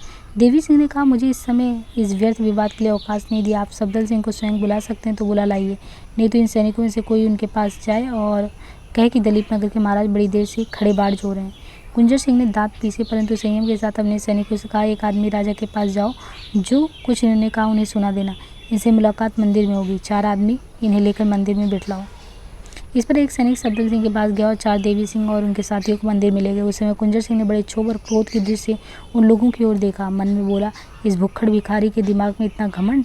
दलीप नगर के महाराज नायक सिंह के दलीप नगर का अधिकारी या चोर चाहे जो हो, यदि इसके टुकड़े टुकड़े ना किए तो मनुष्य नहीं। एक सैनिक ने कुंजर सिंह से सावधानी जताने के लिए कहा, यह शायद देवी सिंह ना हो, नवाब का आदमी हो, वेश बदल कर आया हो। कुंजर सिंह बोला, सिपाही कहता गया, मंदिर को कहीं ये लोग अपवित्र ना कर दें। देवी की पुजारी कुंजर सिंह ने जागृत सा होकर कहा, तुमने कैसे अनुमान किया? मैं खूब जानता हूँ। वह बोला, ये लोग मूर्तियाँ तोड़ डालते हैं, स्त्रियों को ज़बरदस्ती पकड़ लेते हैं। उनके साथ 2 आदमी भी हैं, नाव में बैठ कर आए होंगे। पठारी के नीचे नाव लगी होगी, इसमें और भी आदमी होंगे। तमकर कुंजर सिंह ने कहा, और हमारे सिपाही क्या उन लोगों के गुलाम हैं जो उन्हें उत्पात करने देंगे? वह सैनिक जरा सहम गया, परंतु दृढ़ता के साथ बोला, हम लोग तो अपने प्राणों की होड़ लगा ही रहे हैं, परंतु कोई अनहोनी ना हो जाए इसलिए कहा। शायद उसके पास और आदमी किसी दूसरी ओर भी से भी आ जाए। कुंजर ने सोचा कहीं देवी सिंह, नरपति सिंह इत्यादि को रामनगर न लिवा ले जाए। शायद गोमती को लिवाने आया हो और उसके साथ उन लोगों से भी चलने के लिए कहे। उसने और अधिक नहीं सोचा। सैनिक से कहा, तुम तो तोप पर डटे खड़े रहो, मैं देखता हूँ वहाँ क्या होता है। राजा सफदर सिंह मंदिर में थोड़ी देर में आते होंगे, वहाँ मेरी उपस्थिति आवश्यक होगी। थोड़ी देर में वो मंदिर के द्वार पर पहुँच गया। वहाँ पहरे पर सिपाही थे। जो आदमी कुंजर सिंह ने देवी सिंह के साथ किए थे वे भी पहरे वाले सिपाहियों के साथ रह गए। भीतर कुछ बातचीत हो रही थी। कुंजर सिंह ने सोचा वहीं चलकर सुनो। पहरे वाले सिपाही से पूछा, सफदर सिंह आ गए या नहीं? मालूम हुआ अभी नहीं आए। कुंजर सिंह और आगे बढ़ा। अभी कुमुद इत्यादि मंदिर छोड़कर अपनी खो में नहीं गई थी, परंतु आंगन में अंधकार छाया हुआ था। केवल मूर्ति के पास घी का एक छोटा सा दीपक टिमटिमा रहा था। उसी जगह बातचीत हो रही थी। कुंजर सिंह पहले तो ठिठका, फिर सोचा सफदर सिंह के आने तक बातचीत के लिए आगे ना बढ़ो, परंतु उसे यह विचार शीघ्र बदल दिया। मन में कहा, देवी सिंह सरीखा आदमी, इन लोगों से क्या बातचीत करता? उसे छिपकर सुनने में कोई दोष नहीं। जरा आगे बढ़कर एक कोने में छिपे छिपे कुंजर सिंह आगे बातचीत सुनने लगा। देवी सिंह अपने दोनों सैनिकों के लिए मंदिर में चला गया। मूर्ति के पास दीपक टिमटिमाता हुआ देखकर आगे बढ़ा। सबसे पहले नरपति सिंह से मिला। उसने आचकचा कर पूछा, आप लोग कौन हैं? देवी सिंह ने उत्तर दिया, आप लोगों के मित्र। देवी सिंह बैठने के लिए उपयुक्त स्थान देखने लगा। नरपति एक क्षण चुप रहा और पूछा, आपका नाम? थोड़ी देर में अपने आप प्रकट हो जाएगा। देवी सिंह ने जरा बेतलखी के साथ कहा। इतने में रामदयाल आ गया। पहले उसे संदेह हुआ, फिर सोचा असंभव है। विश्वास को दृढ़ करने के लिए जरा और आगे बढ़ा। पहचानने में विलम्ब नहीं हुआ। तुरंत पीछे हटने की ठानी, परंतु देवी सिंह ने पहचान लिया। बोले, रामदयाल। महाराज अनायास रामदयाल के मुँह से निकल पड़ा। देवी सिंह ने कहा, बड़ा आश्चर्य है, तू यहाँ कैसे आया और कौन है तेरे साथ? राजा ने बहुत संयत भाव से प्रश्न किया था, परंतु आत्मगौरव से प्रेरित प्रश्न का स्वर काफ़ी ऊंचा होकर जरा प्रखर स्वर में पूछा, जानता है रामदयाल, यह मंदिर है और मैं? महाराज मैं निरपराध हूँ। मैंने क्या किया है? तूने जो कुछ किया उसका भरपूर पुरस्कार मिलेगा। तेरे सरीखे नराधम की अपवित्र देह कम से कम इस देवालय में तो नहीं आनी चाहिए थी। फिर देवी सिंह ने स्वर की कर्कशता को कम करके पूछा, मंदिर की अधिष्ठात्री कहाँ है? रामदयाल समझ कर बोला, जिस मंदिर की रक्षा के लिए हिंदू प्राण हथेली पर रखे फिर हैं, उसी की रक्षा के लिए हम लोग भी यहाँ जमा हैं। हम लोग? देवी सिंह आपे से बाहर होकर बोले, बदमाश नीच, यहाँ से हटना मत। मैं स्वामी भक्त हूँ। भराए हुए गले से रामदयाल बोला, मैं स्वामी धर्मी हूँ। मुझे केवल मंदिर की अधिष्ठात्री की रक्षा अभिष्ट नहीं है, किंतु जिनके एक संकेत मात्र से मैं अपने सिर घुरे पर कांटे पर फेंक सकता हूँ, उनकी भी वांछनीय है। कोई उत्तर न देकर देवी सिंह ने दूसरा प्रश्न किया, राजा सफदर सिंह का निवास स्थान क्या यहाँ से बहुत दूर है? रामदयाल ने उत्तर दिया, जरा दूर है, मैं बुला लाऊं? जाता हूँ। नहीं, कदापि नहीं। देवी सिंह ने कड़क कर कहा, यहीं खड़ा रहे। रामदयाल हट नहीं पाया। आधे क्षण उपरांत देवी सिंह ने उसी वेग से पूछा, वह स्त्री कहाँ है? रामदयाल एक दिन निश्वास परित्याग कर बोला, वह बेचारी आफत की मारी पदवंचित और कहाँ होगी? क्या? कहाँ छिपाया है? यहाँ, और जो कुछ मन में हो सो कर डालिए, चूकिए नहीं। गोमती ने पीछे से आकर कहा। अंचल के सामने की नीचे छोर पर दोनों हाथ बांधे गोमती बेधड़क राजा के सामने आकर खड़ी हो गई। देवी सिंह ने गोमती को पहले कभी देखा नहीं था। घटना की आकस्मिकता से वो चकित हो गया। रामदयाल पर आंख अपने आप जा पड़ी। वह शायद पहले से तैयार था। बोला, महाराज ने शायद ना पहचान पाया हो, परंतु मैं विश्वास दिलाता हूँ कि बहुत दिन कष्ट में बीते हैं। महारानी ने कष्ट में जीवन बिताना अच्छा समझा, परंतु स्वाभिमान के विरुद्ध अपने आपके पास जाना उचित नहीं समझा। गोमती क्रुद्ध होकर बोली, रामदयाल तुम मेरे लिए कुछ भी मत कहो। वह धर्मशास्त्र को बहुत अच्छी तरह जानते हैं। सामंत धर्म का वीरों की तरह निर्वाह करते हैं। जो कुछ शेष रह गया उसे भी कर डालने दो, मेरे बीच में मत पड़ो। रामदयाल देवी सिंह से बोला, महाराज को याद होगा कि उस दिन अभी बहुत समय नहीं हुआ है, पालार में किसी के हाथ पीले करने के लिए बारात सजा कर लाए थे। लड़ाई हो पड़ी, घायल हो गए, फिर वे हाथ पीले ना हो पाए। अब तक वे ज्यों के त्यों हैं और ये हैं। खैर, अब मुझे मार डालिए। देवी सिंह का हाथ खड़क पर नहीं गया। छाती पर हाथ बांधे हुए बोला, झूठी बात बनाने में इस धरती पर तेरी बराबरी का शायद और कोई नहीं मिलेगा। सच सच बतला, छोटी रानी को कहाँ छिपाया है? मेरे सामने पहेलियों में बात मत कर, नहीं तो मैं इस स्थान का भी मर्यादा भूल जाऊंगा। फिर नरपति की ओर देखते हुए राजा ने कहा, मैंने आपको अब पहचाना। कुछ समय हुआ आप मेरे पास गए थे। नरपति कुछ देर से कुछ कहने के लिए उतावला सा हो रहा था। बोला, बहुत दिनों से आपकी इस थाती को हम लोग टिकाए हुए थे। आप स्वयं गोमती को लिवाने आ गए हैं, लेते जाइए। सयानी लड़की को अपने घर पर ही रहना होता है। इस समय जो कुछ थोड़ी सी कड़वाहट पैदा हो गई उसे विसार दीजिए। किसी लिवा लेता जाऊँ? देवी सिंह ने कहा। किसी लिवा ले जाएंगी? गोमती ने तमक कर पूछा। बोली, क्या मैं कोई ढोर गाय हूँ? देवी सिंह ने नरपति से कहा, मैंने इन्हें आज के पहले कभी नहीं देखा। संभव है वह पालर की रहने वाली हो। आपने मुझसे दलित नगर में कहा था, परंतु मैं इस समय इन्हें कहीं भी लिवा जाने में असमर्थ हूँ। लड़ाई हो रही है, तोपें गोले उगल रही हैं, मारकाट मची हुई है और अब शांति स्थापित हो जाए तब इस प्रश्न पर विचार हो सकता है। मैं इस समय यह जानना चाहता हूँ कि छोटी रानी कहाँ है, यहाँ है या नहीं। कुमुद बोली, इस नाम की यहाँ कोई नहीं है। मैं दूसरा ही प्रश्न करना चाहती हूँ कि क्या आप समझते हैं कि स्त्रियों में निजत्व का कोई लाज नहीं होता है। देवी सिंह ने नरम स्वर में उत्तर दिया, आप सब लोग मेरे साथ रक्षा के स्थान में चलना चाहें तो अभी ले चलने के तैयार हूँ, परंतु दूसरे प्रसंग वर्तमान अवस्था के अनुकूल नहीं है। मैं नहीं जाऊँगी, क्षीर स्वर में गोमती ने कहा। फिर क्षीरता स्वर में बोली, दुर्गा मेरी रक्षा करेंगी। तुरंत धड़ाम से पृथ्वी पर गिरकर अचेत हुई। कुमुद उसे संभालने के लिए उस पर से गई। राजा देवी सिंह यथार्थ दशा समझने के उसकी ओर झुके। जरा दूर से ही कुंजर सिंह सब सुन रहा था, परंतु इस समय दीपक के टिमटिमाते प्रकाश में उसे वास्तविक वस्तु परिचय नहीं हो पाया। इतना जरूर भान हुआ कि देवी सिंह किसी भीषण दुर्घटना के जिम्मेदार हो रहे हैं। इतने में रामदयाल चिल्लाया, सर्वनाश होता है। कुंजर सिंह ने तलवार खींच ली, जोर से बोला, ना होने पाएगा, और लपक कर देवी सिंह के पास जा पहुंचा। देवी सिंह ने भी तलवार खींच ली। उनके साथियों के भी खड़ग बाहर निकल आए। पहरे वालों ने समझा कि गोलमाल है, वे हथियारों को लेकर भीतर घुस गए। कुंजर सिंह से देवी सिंह बोला, दुष्ट छली संभल। कुमुद गोमती को छोड़कर खड़ी हो गई, परंतु विचलित नहीं हुई। कोमल किंतु दृढ़ स्वर में बोली, देवी के मंदिर में रक्त ना बहाया जाए। देवी सिंह रुके। कुंजर सिंह ने भी वार नहीं किया। कुमुद ने फिर कहा, राजा आपको ये शोभा नहीं देता। मेरा इसमें कोई अपराध नहीं है, देवी सिंह बोला। यह मनुष्य नाहक बीच में आ कूदा। देवी सिंह कुंजर सिंह ने दांत पीस कर कहा, ना मालूम यहाँ कौन सी शक्ति है जो मुझे अपनी तलवार तुम्हारी छाती में ठूसने से रोक रही है। तुम तुरंत यहाँ से चले जाओ, बाहर जाओ, जाइए। कुमुद भी बिना किसी छोप के बोली। देवी सिंह की आंखों में खून सा आ गया, तो फिर स्वर को यथासंभव संयत करके बोला, कुंजर सिंह, मैं आज ही तुम्हारा सिर धड़ से अलग करना चाहता था, परंतु यहाँ ना कर सका। इसका उस समय तक खेद रहेगा जब तक कि तुम्हारा सिर धड़ पर मौजूद है।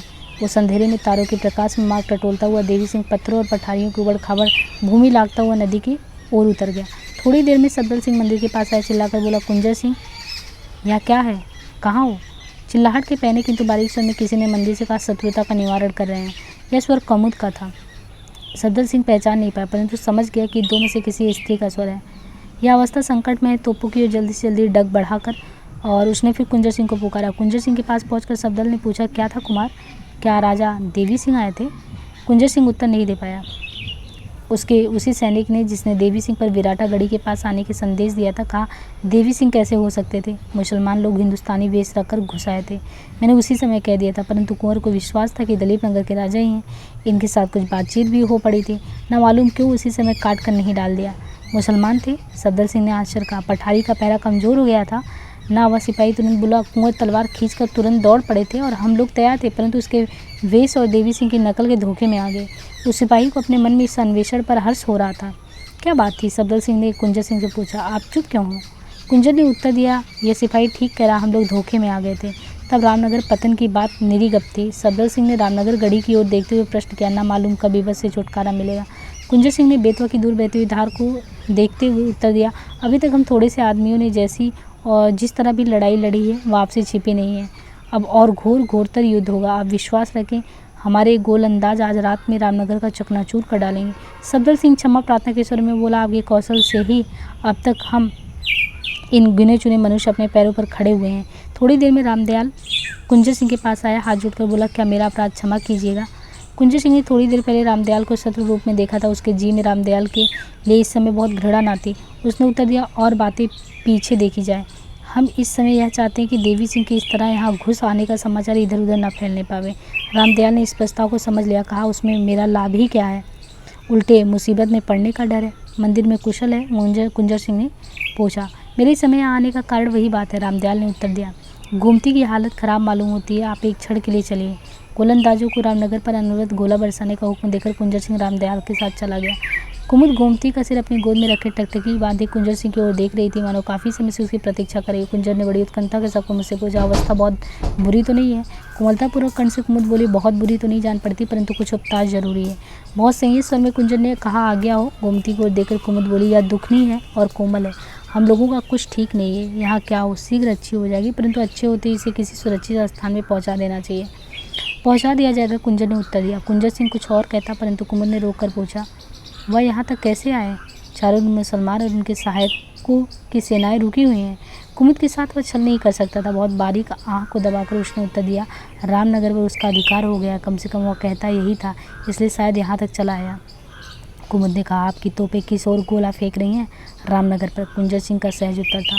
कुमुद ने अपने आंचल से गोमती पर हवा करते हुए, मैं भी यही सोच रही थी क्यों? कुंजर सिंह ने जरा डरते हुए प्रश्न किया। कुमुद बोली, आपको कभी ना कभी देवी सिंह से लड़ना ही पड़ेगा, परंतु अवस्था कुछ भयानक हो जाएगी। मैंने एक उपाय सोचा है। कुंजर सिंह ने कहा, मुझे एक चिंता सदा लगी रहती है। आंखें नीचे किए हुए कुमुद ने पूछा, क्या? यह खो सुरक्षित नहीं है, किसी दूसरे स्थान पर आपको पहुंचाकर फिर निश्चिंता के साथ यहीं लड़ता रहूँगा। मैं नहीं जाऊँगी, कुमुद ने धीरे से कहा। मैं नहीं जाऊँगी, क्षीण स्वर में अचेत गोमती बोली। कुमुद चौंक पड़ी। गोमती अचेत थी। कुमुद बोली, आपके लिए यह स्थान सुरक्षित है तो मेरे लिए भी। फिर मुस्कुरा कर कहा, मुझे आपकी तोपों पर विश्वास है। कुंजर सिंह की देह भर में रोमांच हुआ है। उसे ऐसे जान पड़ा मानो आकाश के नक्षत्र तोड़ डालने के सामर्थ्य रखता हो। कुछ कहना चाहता था, अवाक रह गया। उसी समय नरपति और रामदयाल के आने की आहट सुनाई दी। कुमुद ने जल्दी से कहा, यदि रामदयाल अविश्वसनीय होता तो उसके सहारे गोमती को नहीं छोड़ना चाहिए। औषधि उपचार के बाद गोमती को चेत आने लगा। अर्धचेतनावस्था में बोली, वो कहाँ है? जब गोमती को बिल्कुल चेत आ गया, वो अपने सिर को कुमुद की गोद से उठाने लगी। कुमुद ने रोक लिया। बोली, लेट ही रहो। कुंजर सिंह ने कहा, रात बहुत हो रही है, अब आप लोग अपनी खो में चले जाएं। कुमुद इत्यादि वहाँ से चली गई। उस रात कुंजर सिंह कदाचित इच्छा होने पर भी खो के पास नहीं जा पाया। रात भर बेतरह रामनगर पर गोले ढाए। उधर से भी तोपें आ रही थी। अली मर्दान की ओर से विराटा पर एक तोप ने भी वार नहीं किया। कुंजर सिंह ने भी शायद यह समझ करके पहले एक शत्रु से सुलझ ले, फिर दूसरे को देख लेंगे, अली मर्दान को नहीं छेड़ा। सवेरे सफदर सिंह कुंजर सिंह के पास आया। उदास था। बिना किसी भूमिका के बोला, रामनगर पर देवी सिंह का अधिकार हो गया। आपने रामनगर पर गोले क्यों बरसाए? कुंजर सिंह ने उत्तर दिया, पहले मेरे मन में कुछ भी इसी तरह की कल्पना जगी थी, परंतु पीछे विश्वास हो गया था कि रामनगर पर अभी देवी सिंह का दखल नहीं हुआ है। परंतु नरपति सिंह दूसरी ही बात कहते हैं। वह धोखे में आ गए। और गोमती, वह भी रामदयाल भी छंदबेश में था। रामदयाल कहता था कि धोखा सा था। मान लीजिए देवी सिंह नहीं थे तो वह इस तरफ क्यों और कैसे आए? कैसे आए वे लोग सो तो आपको मालूम हो ही चुका होगा, परंतु उस व्यक्ति के देवी सिंह होने में बिल्कुल संदेह है। खैर, 2-1 दिन में मालूम हो जाएगा। परंतु यदि वास्तव में रामनगर देवी सिंह के अधिकार में है तो उस ओर गोलाबारी करना आत्मघात के समान होगा।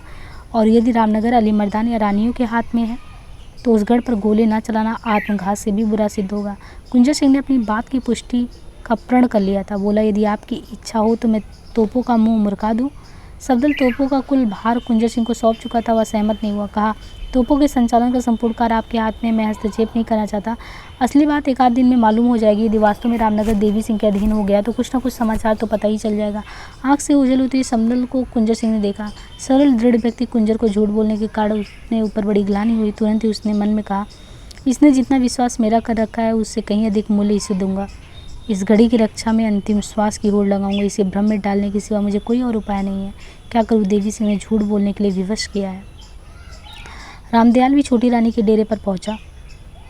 कालपी की सेना की छावनी के एक सुरक्षित कोण में एक छोटा सा तंबू खड़ा था। उसी में छोटी रानी अपने कुछ आदमियों के साथ थी। भागकर जब रामनगर में रानी आई थी तब से अब उनके गौरव में और भी कमी हो गई थी।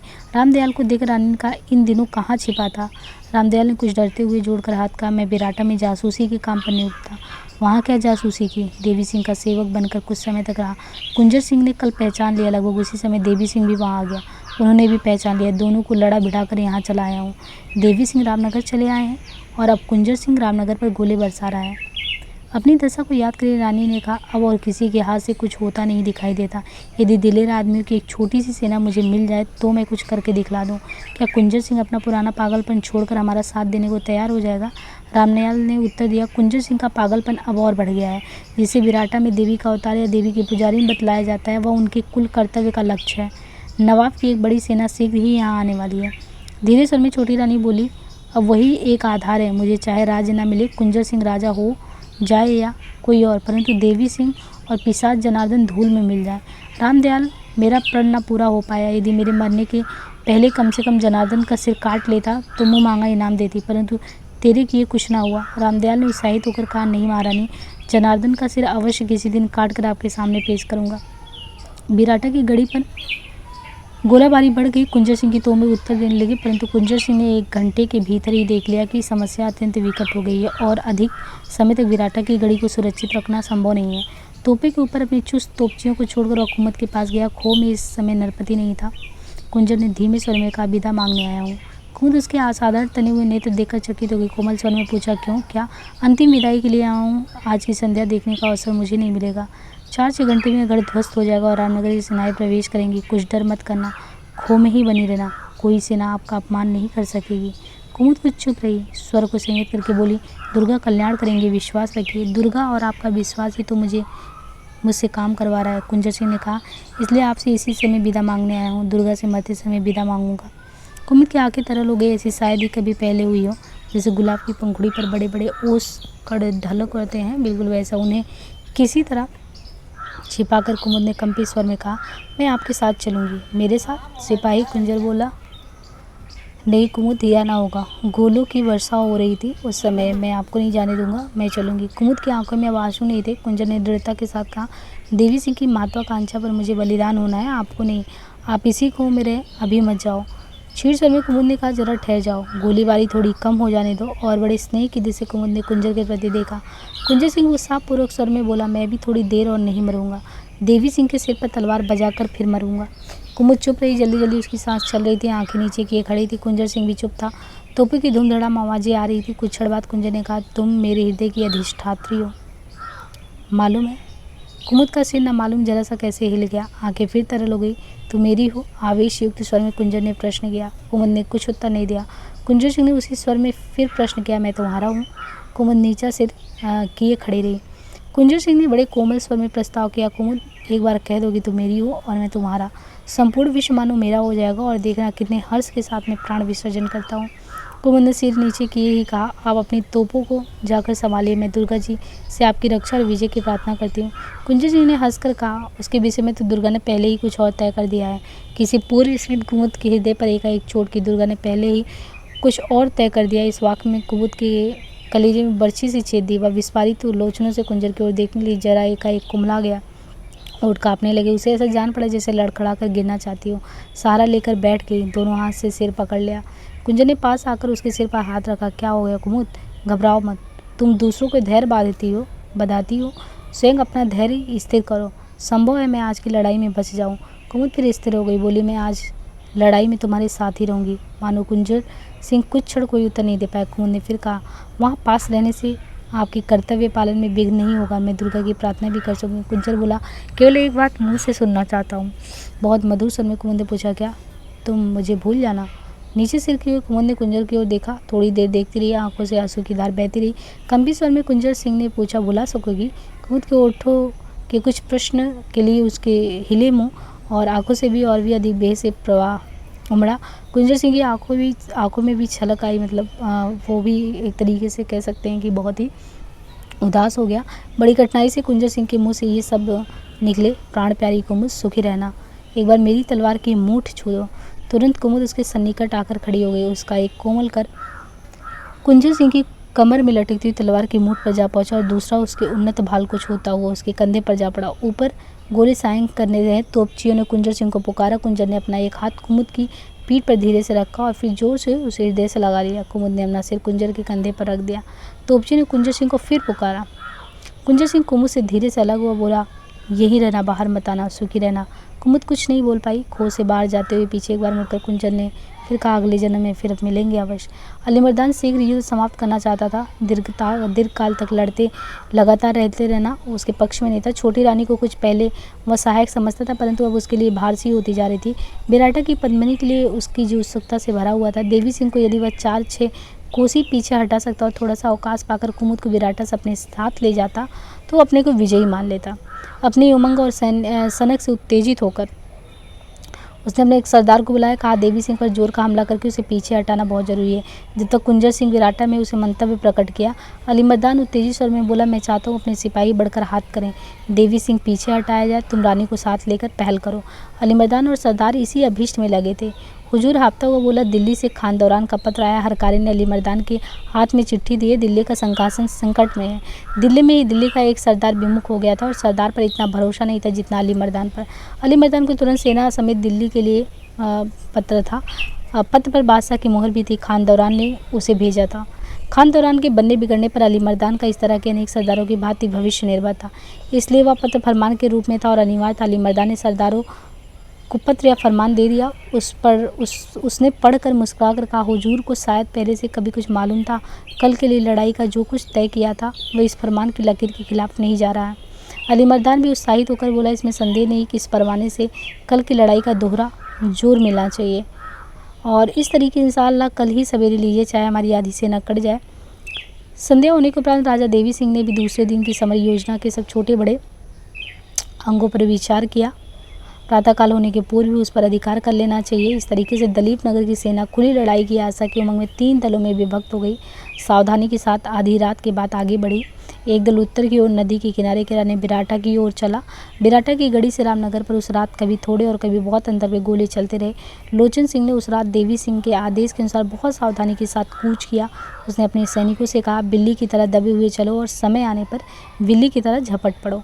इस तरह वे लोग करीब करीब आधे कोस बढ़े होंगे कि लोचन सिंह एकाएक रुक गया और जमीन से घुटनों पर छाती के बल सट गया। उसके पीछे आने वाले सैनिक एकाएक खड़े हो गए। आकाश में चंद्रमा नहीं थे, बड़े बड़े और छोटे छोटे तारे प्रवाह, मतलब एक तरीके से कह सकते हैं कि यहाँ पे भयंकर युद्धपात हो ही रहा है। कुछ क्षण बाद लोचन सिंह को सामने आने वाला सब देखा एक बंद होता हुआ सुनाई दिया। उसकी दाहिनी और नदी की दिशा में बंदूक की आवाज़ सुनाई पड़ी। लोचन सिंह ने अपने पास वाले सैनिकों से धीरे से कहा, अभी हिलना डुलना मत। जिस दिशा में बंदूक चली थी उस दिशा में शोर हुआ। पास खड़े उस सैनिकों ने लोचन सिंह से पूछा, दाऊ जी क्या आ गया है? लोचन सिंह ने कड़वाहट के साथ उत्तर दिया, चुप रहो। जिस दिशा में जय की गूंज उठी उस दिशा में बंदूक की नाल से निकलने वाली लौ प्रतिक्षण बढ़ने लगी। लोचन ने धीरे से अपने पास के सैनिकों से कहा, जान पड़ता है अली मर्दान की सेना सब ओर से बढ़ती आ रही है। इस प्रकार की आवाज़ उठते ही सामने से कुछ बंदूकों ने आग उगली। लोचन सिंह के पीछे वाले सैनिकों ने उत्तर दिया, परंतु आगे की कतार वो तो इस तरीके से पृथ्वी से सटे हुए उसके सैनिकों ने बंदूक की बाढ़ एक साथ दागी। पीछे के सैनिकों ने भी गोली चलाई और कुछ घड़ी पीछे अली मर्दान के सरदार को मालूम हुआ कि दलीप नगर की एक सेना का भाग उसके पीछे घूमकर युद्ध करता बढ़ रहा है। वह धीरे धीरे पीछे हटने लगा। मुसलमान नायक छोटी रानी और रामदयाल को जिस प्रकार घुमाना चाहता था वे नहीं घूम पाते थे, इसलिए उसकी प्रगति को बाधा पहुंच रही थी। तो भी वह धैर्य और चतुरता के साथ सैन्य संचालन कर ही रहा था। रामनगर से बिराटा पर तोपें नहीं चल रही थी। बिराटा से इसी कारण उत्तरोत्तर तोपों की बाढ़ बढ़ने लगी। कोई निशाना चूकता था तो कोई वहाँ पे लगता था। इसी तरीके से एक सरदार ने कोई मंतव्य प्रकट नहीं किया, परंतु प्रश्न सूचक दृष्टि से उसकी ओर देखा, इसलिए कि देवी सिंह ने उत्तर दिया, रामनगर से तोप चलाते ही विराटा का नदी कुल बिल्कुल भी सतर्क हो जाएगा और हम लोग आसानी से विराटा की गढ़ी में प्रवेश नहीं करने पाएंगे। रात की इस उथल पुथल ने विराटा को और भी सचेत कर दिया। विराटा में थोड़े से ही सैनिक थे, साधारण बने रहने में ही उनकी रक्षा थी। उस रात के भयानक हल्ले साधारण आक्रमण से विराटा के प्रत्येक शस्त्रधारी को किसी अनहोनी के लिए बिल्कुल तैयार कर दिया गया था। आक्रमण होने के कुछ घड़ी पीछे ही अली मर्दान अपने दल के साथ बिराटा के नीचे नदी के किनारे आ गया। उसके बिल्कुल पास ही देवी सिंह का दल भी आकर ठिठक गया, परंतु इतनी सावधानी से चले थे कि एक दूसरे की गति को समझ ही नहीं पाए वो लोग। प्रहरी से समाचार पाते ही सब दल और उनकी सेना विश्राम और थकावट से उछल कर सजग हो गई और एक मौके को देखने लगे। कुंजर सिंह ने कहा, आज हम लोगों की विजय रात्रि है, कदाचित अंतिम भी है। सफदर सिंह ने बोला, रामनगर की गढ़ी मेरे तोपों ने ध्वस्त कर दी। अली मर्दान और देवी सिंह की सेनाएं सवेरे होते होते आपस में लड़कट समाप्त हो जाएंगी, तब कल विजय असंभव है। सफदर सिंह ने छीड़ मुस्कुराहट के साथ उत्तर दिया, हमें जो समाचार अभी मिला है वह किसी दूसरे भविष्य की ही सूचना देता। अली मर्दान की सेना का एक बड़ा भाग किनारे पर आ पहुंचा है। दूसरी ओर देवी सिंह का एक दल भी निकट आ गया। रामनगर पर गोले चलाने में कोई बुद्धिमानी नहीं जान पड़ती। कुंजर ने कहा, तब किस बात में बुद्धिमानी है? मरने में? तीक्ष्णता के साथ सफदर सिंह बोला, मरने में। देवी सिंह से कोई सहायता प्राप्त नहीं हो सकती। उस ओर से हम बिल्कुल निराश हो चुके हैं। एक एक पल हमारे लिए बहुमूल्य है। मालूम नहीं कब अली मर्दान की सेना यहाँ घुस पड़े और हमारी मर्यादा पर आ पड़े। सफदर सिंह ने धीरे परंतु दृढ़ता के साथ कहा, हम लोगों ने संधि के धर्म सम्मत सब उपाय कर छोड़े। अली मर्दान हमारी मर्यादा चाहता है, वह हमें उसे नहीं देंगे। बाहर से अब किसी सहायता की और कोई उम्मीद नहीं है। उपस्थित लोगों की दृष्टियाँ तारों के छिड़ प्रकाश में उपाय सुनने के लिए तैयार थी। सफदर सिंह कहता गया, परंतु हम अपने पीछे बाल बच्चों को अनाथ नहीं छोड़ सकते, अपनी बहू बेटियों को मुसलमानों के घरों में नहीं भेज सकते। वह क्या व्याकुलता के साथ कुंजर ने प्रश्न किया। जौहर, धीरज के साथ सफदर ने उत्तर दिया, हमारी स्त्रियां और बच्चे हम सबको मरा हुआ समझकर चेतन चिता पर चढ़ जाएंगे और हम सब थोड़े समय बाद ही अपनी तलवारों के विमान पर बैठकर उनसे स्वर्ग में जा मिलेंगे। कुंजर सिंह को यह काव्यात्मक कल्पना कुछ कम पसंद आई। बोला, मुझे यह बहुत अनुचित जान पड़ता है।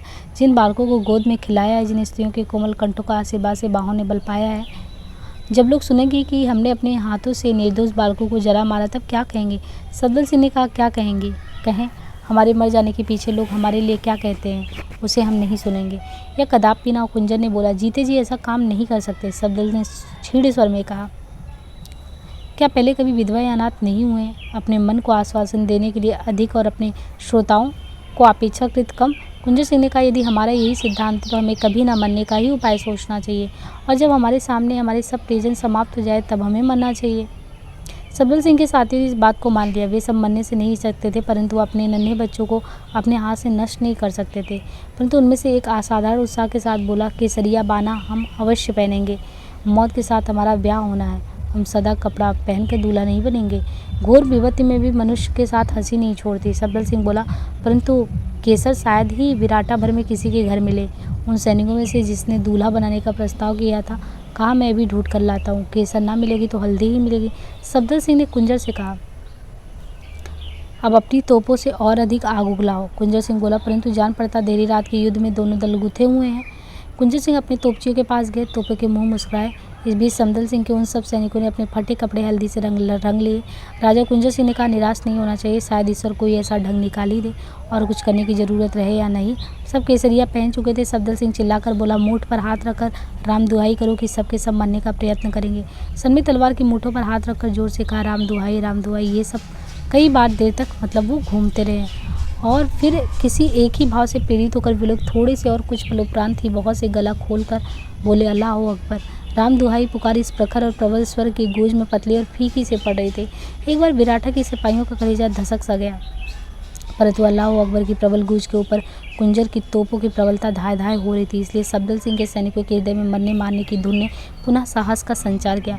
देवी सिंह ने भी राम दुहाई और अल्लाह अकबर के जयकारे सुने और उसे भी अपनी योजना को बदलना पड़ा। उसने सोचा, अली मर्दान विराटा पर आक्रमण करना ही चाहता है। अब वो किसी उपयुक्त अवसर की बाट जोना बिल्कुल व्यर्थ। विराटा पर जिसका अधिकार होगा पहले वही युद्ध की जीतने की आशा करेगा। तो इस तरीके से प्रभात नक्षत्र क्षितिज के ऊपर उठ गया, दमक रहा था और मुस्कुरा रहा था। देवी सिंह ने देखा प्रातःकाल होने में अभी विलम्ब नहीं है। उसने रामनगर की ओर से बधा हुआ संकेत पाकर तब देवी सिंह ने सोचा, यह अच्छा नहीं है। यदि हमारी तोपों ने इन पागल दागियों को पीस डाला तो अली मर्दान का विरोध करने के लिए केवल हम हैं। अब किसी तरह से यह अली मर्दान को हटाना चाहिए। देवी सिंह ने अपने दल को आक्रमण करने का आदेश दिया। अल्लाह अकबर के साथ दलीप नगर की जय, महाराजा देवी सिंह की जय की पुकारें सम्मिलित हो गई। अली मर्दान को अनजानी दिशा के आकस्मिक आक्रमण के धक्के को झेलने में विचलित हो जाना पड़ा, परंतु उसके सैनिक दलीप नगर के सैनिकों की तरह ही युद्ध के लिए तैयार खड़े थे। उत्सुकता के साथ देवी सिंह ने जनार्दन शर्मा और लोचन सिंह के दलों को आंख से टटोला। जनार्दन की टुकड़ी तितर बितर हो गई। कालपी के दल का एक भाग रामनगर की तलहटी में पहुंच गया था। लोचन सिंह का एक दस्ता कालपी के टुकड़े को अली मर्दान की छावनी के बीच निकल चुका था। लोचन सिंह को अपने निकट देखकर देवी सिंह ने चिल्लाकर कहा, शाबाश चामुंड राय, बढ़े चलो। और लोचन सिंह की टुकड़ी ने भी उत्तर दिया, आए अभी आए। जनार्दन देवी सिंह के और भी पास आए और इस तरह महाराजा देवी सिंह भी वहाँ पे कूद पड़े। महाराजा देवी सिंह की जय हो। रामनगर की गढ़ से विराटा की गढ़ी पर निशाना बांधकर धाए धाए गोली बरसने लगी। रामनगर की तोपें भी उधर मुंह कर दी गई। विराटा की टूटी हुई दीवारों से फतेह चिथड़े पहने हुए सफदर सिंह के सैनिक दिखाई पड़ने लगे। उनके चिथड़े पीले रंग में हुए थे। सिर से फटे हुए सांपों के साथ चिथड़े लहरा रहे थे। सूर्योदय हुआ उसी सजधस के साथ जैसा असंख्य युगों से आता चला आया है। सूर्य की किरणों में विराटा के दुर्बल विवर्ण सैनिकों के पीले वस्त्र खंडों की ओर झाँका। विराटा के सैनिक उन टूटी फूटी दीवारों के पीछे डटे हुए थे, बाहर निकलकर लड़ने को अब तक नहीं आते। देवी सिंह ने इन पीठ पतधारियों को चुप्पीकार समझ लिया। आ भरकर मन में कहा, इसका पाप भी मेरे ही सिराना है कि इस कुगड़ी में दलीप नगर का राजमुकुट मेरे माथे पर रखा गया था। एक ही क्षण पीछे देवी सिंह ने दांत पीस कर निश्चय किया, इन्हें अवश्य बचाऊंगा। परंतु अली मर्दान वाले दस्ते ने इस भीषण आक्रमण को इसी तरह रोक लिया जैसे ढाल तलवार पर। अली मर्दान देवी सिंह के सैनिकों से लड़ता भिड़ता पंक्तियों को चीरता फाड़ता नदी के किनारे आ गया, जहाँ रात के आरंभ में ही विराटा के कुछ सैनिक प्रहरी का काम कर रहे थे। उन्हें थोड़ी सी क्षणों में समाप्त करके अपने कुछ सैनिकों सहित नाव पर चढ़ गया। उसके एक दस्ते ने तीरवर्ती गांव पर अधिकार कर लिया। विराटा गढ़ी की फूटी दीवारों में से बंदूकों की बाढ़ चली। देवी सिंह प्रबल पराक्रम से अली मर्दान के शेष सैनिकों को पानी में कूद पड़ने से न रोक पाया। अली मर्दान और उसके सैनिक दौड़ते ऊपर चढ़े। विराटा के पीठ पटधारी अपनी टूटी दीवारों से बाहर निकले। सब दल ने अली मर्दान को ललकारा, जब तक इस गढ़ी में दागी का जया जीवित है तेरी साध नहीं पूरी होगी। अली मर्दान चतुर लड़का था। सफदर सिंह के वार को बचा गया और फिर उस क्षण में अपनी तलवार का ऐसा प्रहार किया, उसका दायां हाथ कंधे से कटकर अलग जा गिरा। सफदर सिंह घुसाई हो गया। बेतवा की मंदगामिनी धारा पर रपट रपट कर चमकने वाली किरणों की उसकी दृष्टि। फिर जो कुछ हुआ थोड़े क्षणों का बस काम था। देवी सिंह ने अपने सैनिकों को जो उस पार थे नदी में कूद पड़ने के लिए हाथ झुकाया। इतने में कुंजर सिंह ने गोला दलीप नगर की इस टुकड़ी पर फेंका। इस कारण उन्हें जरा पीछे हटना पड़ा। कुंजर सिंह की तोप का वह अंतिम गोला था। उसे दागकर कुंजर सिंह अपने तोपों को नमस्कार कर खोह की ओर तेजी के साथ आया। खोह के बाहर उसे वीणा विनिंदित स्वर में सुनाई पड़ा, मलिनिया फुलवा ले आओ नंदन वन के, बीन बीन फुलवा लगाई बड़ी रास। उठो चलो, कुंजर सिंह ने खो में धंस कर कुमुद से कहा। मुसलमान घुस आए हैं, हमारे सैनिकों ने जौहर कर लिया है। कुमुद खड़ी हो गई, मुस्कुराई, परंतु आंखों में एक विलक्षण प्रचंडता थी। बोली, सबने जौहर कर लिया है? सबने। अच्छा किया। चलो, कहाँ चले? नदी के उस पार, गढ़ी के पूर्व की ओर से। अभी वहाँ कोई नहीं पहुँचा, हम दोनों चलेंगे। हाँ, दोनों चलेंगे उस पार, परंतु अकेले अकेले? मैं समझा नहीं। कुंजर सिंह ने व्यग्रता के साथ कहा। मैं उस ओर से जाऊंगी जहाँ मार्ग में कोई ना मिलेगा। कुमुद दृढ़ता के साथ बोली। उस ओर से आए जहाँ जौहर हुआ है, हम लोग अंत में मिलेंगे। और उसने अपने आंचल की छोर से जंगली फूलों की गुथी हुई एक माला निकाली और गुंजर के गले में डाल दी। उस माला में फूल अध खिले और सूखे थे। गुंजर ने कुमुद को छाती लगा लिया। कुमुद तुरंत उससे अलग होकर बोली, यह मेरा अक्षय भंडार लेकर जाओ, अब मेरे पास और कुछ नहीं है। कुमुद के आंसू आ गए। उसने उन्हें निष्ठुरता के साथ पोंछ डाला। थोड़ी दूर पर लोगों की आहट सुनकर कुमुद ने आदेश के स्वर में कहा, जाओ, खड़े मत रहो, मुझे मार्ग मालूम है। फिर जाते जाते मुड़कर बोली, मेरा मात्र निशंक है, तुम अपना असंदिग्ध करो, मैं ये भी आकर मिलता हूँ, चलो। कुंजर सिंह ने कहा। कुमुद तेजी के साथ एक ओर चली गई, दूसरी ओर तेजी के साथ कुंजर सिंह। उन दोनों के चले जाने के थोड़ी बाद अली मर्दान अपने लहूलुहान सैनिकों के साथ आ धमका वहाँ पे। अली मर्दान और उसके पीछे सैनिक भी इधर उधर थे। कुंजर सिंह को मार्ग में देवी सिंह मिल गया। तुम कहाँ जा रहे हो? देवी सिंह ने पूछा, और जो बात वह कहना नहीं चाहता वो उसके मुंह से निकल गई। तुमने जौहर नहीं किया? कुंजर ने भी अपने कपड़े पीले किए थे, परंतु वह सार्वजनिक बलिदान में अपनी तोपों की धुन के कारण शामिल नहीं हो पाया। बोला, जौहर ही के लिए आया हूँ, आज जीवन भर की कसक मिटाऊंगा। तुमने मेरे स्वत्व का अपहरण किया है, तुम्हें मारे बिना कभी चैन नहीं मिलेगा। तुम्हारा सिर काटने से बड़ा मेरे लिए कुछ वो उद्देश्य नहीं है ऐसा। फिर लड़ते लड़ते नदी के ढालों पर ठारी की ओर क्रम से चले गए। दलीप नगर की सेना ने अपने राजा को इस विपत्ति में ग्रस्त देखा।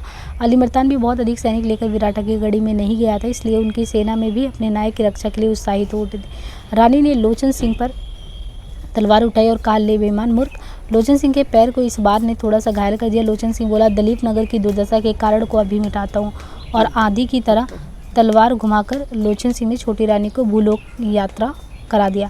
नदी की ओर छोटी धार उतारते हुए सिपाहियों से भर गई। कोई कूदते जा रहा था, कोई तैरते हुए उधर खुली हुई विस्तृत जगह में।